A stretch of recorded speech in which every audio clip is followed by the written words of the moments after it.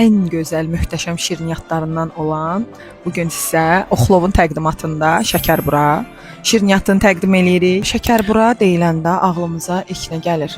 Ovuntulu, ağızda dağılan xəmiri, üzərinin cınağı, naxışı, yəni maqqaşla işlənməsi və içindəki hillə, fındığın və qozun birləşməsi.